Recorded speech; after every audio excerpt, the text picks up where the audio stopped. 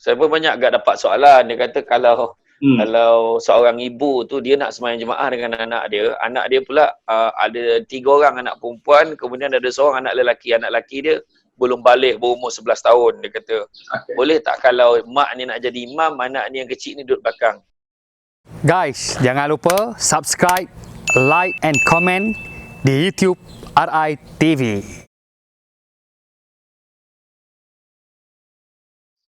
Assalamualaikum warahmatullahi wabarakatuh dan salam sejahtera. Apa khabar Ustaz Samsul Debat ataupun panggilan Mr. SD? Boleh ya Ustaz SD?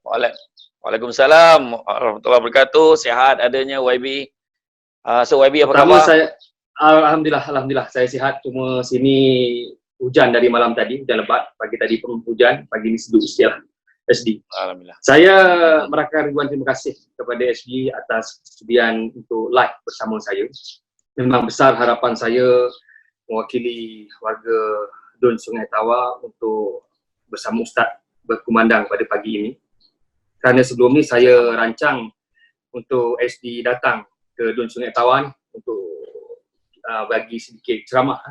Tapi kerana wabak COVID-19 ini, ya, kita kena PKP.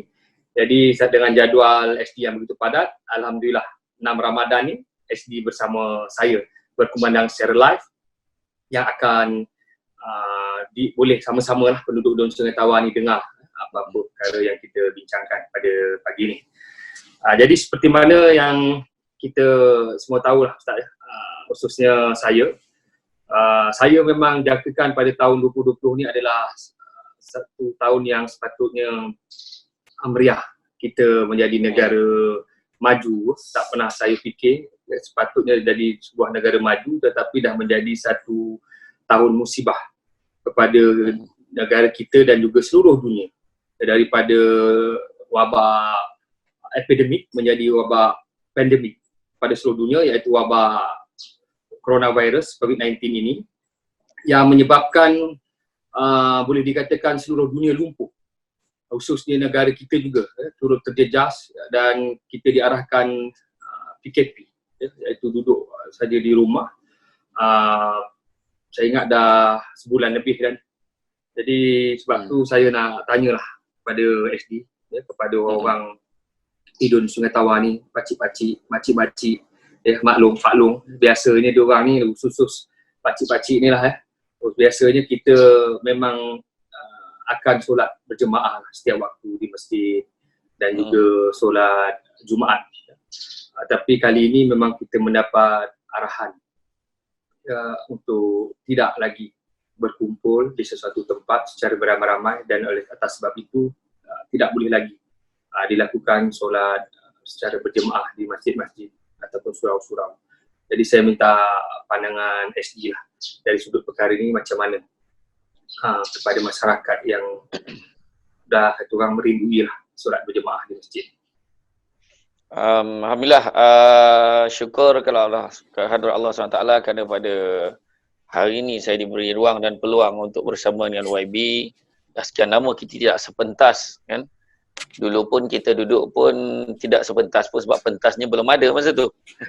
tapi kalau kita ceritakan dari bab solat Jumaat ni, kadang-kadang tak tahulah, ada rasa macam, tapi disangka baik je lah. Sebab yang best tu ramai orang yang sebut, dia kata rindu tu nak pergi masjid kan. Padahal dia selama ni tak pergi masjid pun.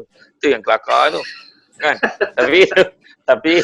Tapi dalam hal solat Jumaat ini, yang sering dibawa, dia kata barang siapa yang meninggalkan solat Jumaat dengan sengaja kan 3 kali berturut-turut, dia jatuh hukum dia. Ada yang pandangan jatuh hukum fasik pada orang tu.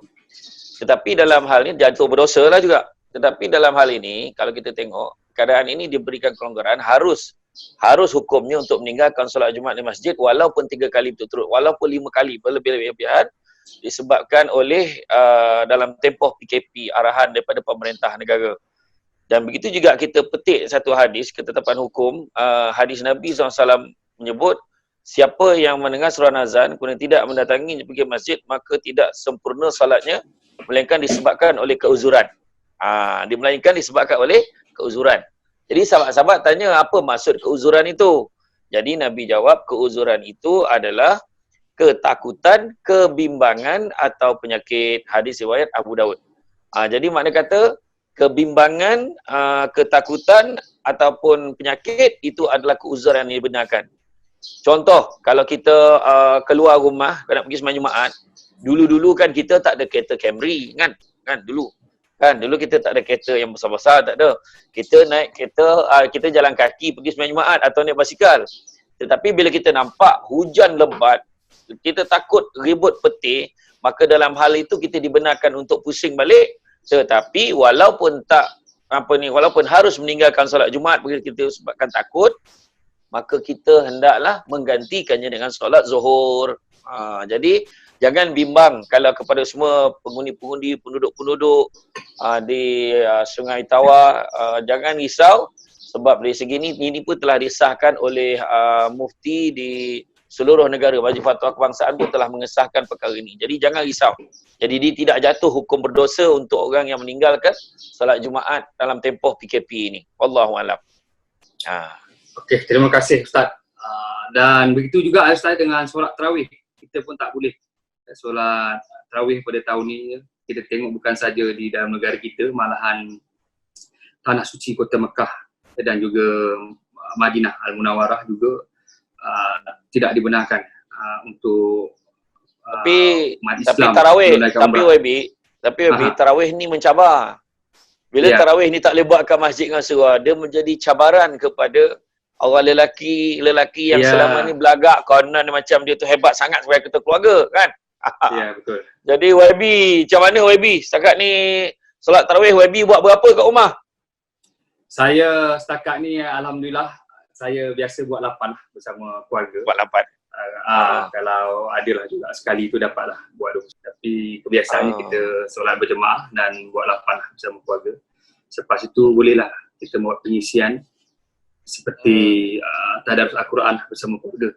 Jadi Ustaz kalau boleh bagi sikit pandangan kepada ibu bapa yang ada di rumah. Tadi macam Ustaz cakap, ini masanya untuk menguji ibu bapa, susu bapa lah sebagai ketua keluarga ataupun imam di dalam sebuah keluarga, sama ada waktu ini dapat diisi. Itulah saya pun banyak agak dapat soalan. Dia kata kalau seorang ibu tu dia nak sembahyang jemaah dengan anak dia pula ada 3 orang anak perempuan, kemudian ada seorang anak lelaki. Anak lelaki dia belum balik, berumur 11 tahun. Dia kata, boleh tak kalau mak ni nak jadi imam, anak ni yang kecil ni duduk belakang? Jawapannya mutlaknya tak boleh. Sebab anak lelaki tu perlu diajar, latih dia jadi imam. Jadi mak dia kata kalau nak mengajar anak jadi imam dengan kita duduk depan sekadar untuk mengajar boleh.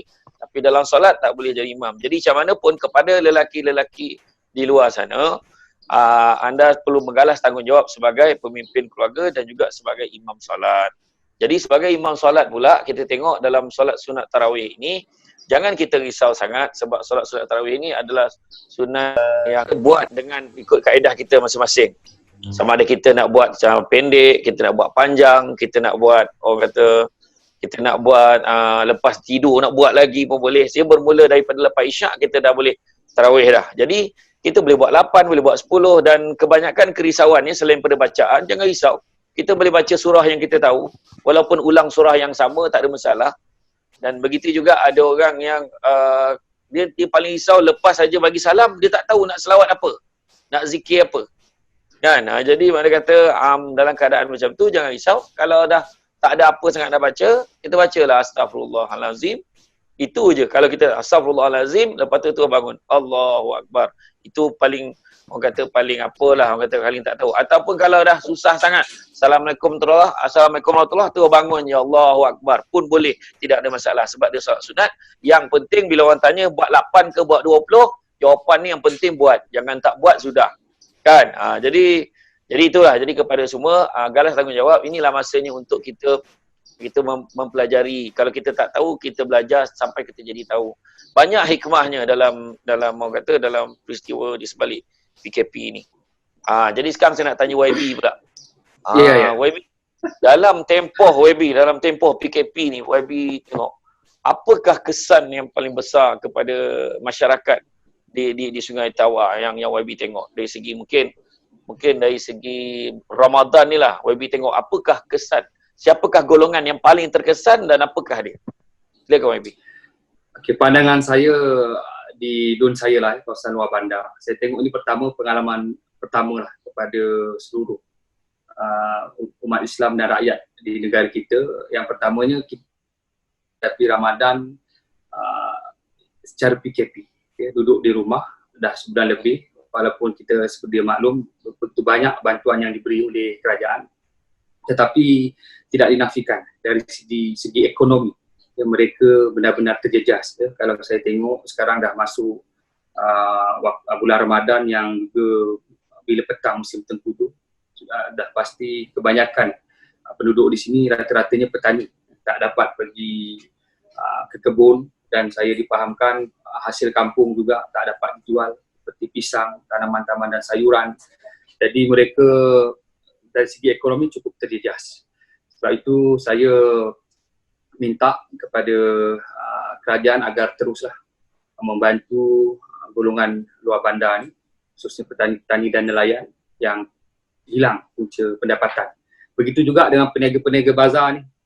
Kalau kita tengok bazar Ramadan lah, bazar Ramadan. Biasa Ramadan, diorang meniaga, kali ni dah tak boleh dah. Kalau sebelum ni boleh lagi meniaga kedai makan sebelah pagi buka. Bila waktu macam ni nampak raya pagi dah tak boleh, harap petang lah bazar Ramadan. Masalah dia di Dun saya ni dari segi penghantaran. Penghantaran sini tak ada food panda, tak ada food panda dan sebagainya. Jadi ada beberapa tenaga penghantar ni yang berdaftar dengan PDRM itu juga terhad. Jadi saya nampak inilah suasana baru yang ada di Dun saya. Jadi saya nampak macam-macam kaedah lah yang tengah mereka usahakan untuk memajukan perniagaan masyarakat. Tapi YB, kita faham lah dari segi bantuan. Saya pun saya pun dapat juga maklumat yang di-share oleh sahabat-sahabat dan sebagainya tentang memang YB aktif membantu turun padang dan sebagainya. Tetapi ialah dalam istilah kita dalam masyarakat hari ini kan, kita memberi ikan dengan memberi pancing kan. Jadi dalam hal sekarang, dalam waktu PKP kita faham, kita bagi pancing, kita bagi ikan pada mereka. Jadi agaknya mungkin YB kena fikirkan jugalah YB. Satu program-program yang YB kena rangka selepas saja selesai PKP untuk bantu mungkin, sebab mungkin ada orang yang sebab lepas PKP nanti YB akan banyak golongan YB, tak kira lah di mana juga selain Muda Sungai Tawau, seluruh Malaysia yang zero, yang dia tak tahu nak buat apa YB sebab dia dah hilang punca pendapatan, dia nak bermula daripada kosong. Jadi mungkin YB perlu createkan kursus kesawanan dan sebagainya. Apa pandangan YB dalam hal? Baik, terima kasih SD. Saya rasa pandangan yang cukup baik. InsyaAllah selepas PKP ni kita akan rancang perkara-perkara yang boleh kita membantu semula, khususnya petani dan generasi muda. Dan macam mana SD katakan tadi, kebanyakan mereka dah hilang punca pendapatan. Sudah pasti mereka perlukan bimbingan daripada kita, daripada kerajaan. Dan saya yakin kerajaan juga melalui kementerian-kementerian akan banyak mengadakan program-program untuk membina ataupun memperkasakan balik ekonomi masyarakat ataupun rakyat di dalam negara kita. Kerana bukan saja negara kita, malah seluruh dunia terkesan berkenaan dengan ekonomi ini, dan kita boleh, saya jangkakan mungkin ekonomi boleh jadi seperti habis perang dunia kedua kita boleh tengok.